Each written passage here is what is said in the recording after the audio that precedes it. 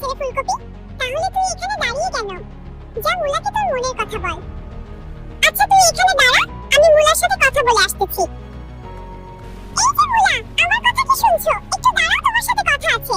করল্লা আসার আগেই আমাকে এখান থেকে পালাতে হবে। মেয়েরা অনেক ভয়ঙ্কর কথা না বলাই ভালো।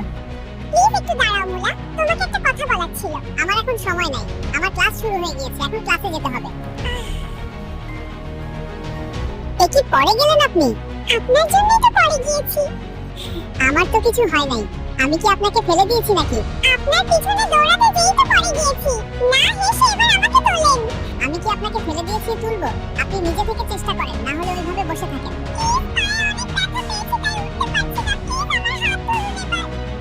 আপনি যেভাবে পারেন উঠে পড়েন, আমার সময় নাই, আমি চললাম। করল্লা তুই এভাবে পড়ে আছিস কেন? মুলা কি তোকে ফেলে রেখে চলে গিয়েছে? ফুলকপি এবার চল বাড়িতে যাই, আগামীকাল মুলাকে দেখিয়ে দিব করল্লা কি একটা জিনিস। বন্ধুরা আমরা এখানেই গল্পটা শেষ করে দিব।